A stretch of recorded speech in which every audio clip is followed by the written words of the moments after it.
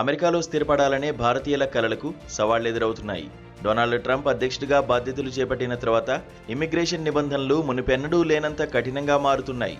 ముఖ్యంగా marriage based green card పొంది అమెరికాలో సెటిల్ అయిపోవచ్చు అనుకునే వారికి ఇప్పుడు పెద్ద షాక్ తగిలింది. పెళ్లి చేసుకున్నంత మాత్రాన గ్రీన్ కార్డు రాదు. అధికారులు అడిగే ప్రశ్నలకు, వారు చేసే తనిఖీలకు తట్టుకొని నిలబడితేనే అమెరికాలో పర్మనెంట్ రెసిడెన్సీ లభిస్తుంది.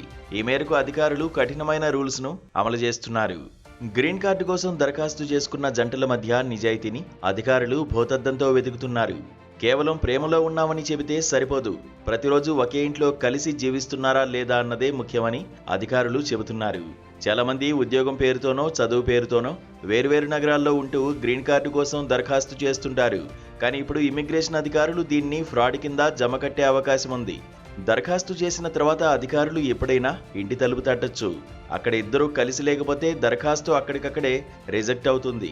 ఇక అమెరికాకు వెళ్లే మరో మార్గం గ్రీన్ కార్డు లాటరీపై ట్రంప్ సర్కారు ఉక్కుపాదం మోపింది.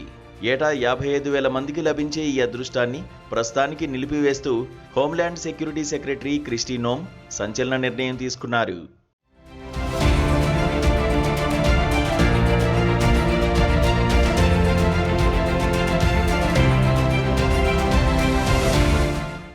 ఇటీవల అమెరికాలోని ప్రముఖ యూనివర్సిటీల్లో జరిగిన కాల్పుల ఘటనల్లో నిందితులు ఈ లాటరీ మార్గం ద్వారానే అమెరికాలోకి ప్రవేశించారని తేలడంతోనే ఈ నిర్ణయం తీసుకున్నారని అర్థమవుతోంది.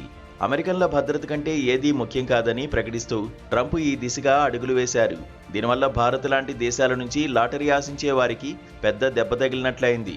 కేవలం పత్రాలు సమర్పించడమే కాకుండా ఇంటర్వ్యూ ప్రక్రియను కూడా ప్రభుత్వం క్లిష్టతరం చేస్తోంది. దంపతుల వ్యక్తిగత అలవాట్లు, ఇంటి లోపల వస్తువుల అమరిక, ఒకరి గురించి ఒకరికి ఉన్న అవగాహనలపై లోతైన ప్రశ్నలు అడుగుతున్నారు. ఒకవేళ ఏ చిన్న అనుమానం వచ్చినా నిజమైన వివాహం కాదని ముద్ర వేస్తున్నారు. అందుకే గ్రీన్ కార్డు దరఖాస్తుదారులు ఇప్పుడు అటార్నీల సలహా లేకుండా అడుగు ముందుకు వేయలేని పరిస్థితి నెలకొంది.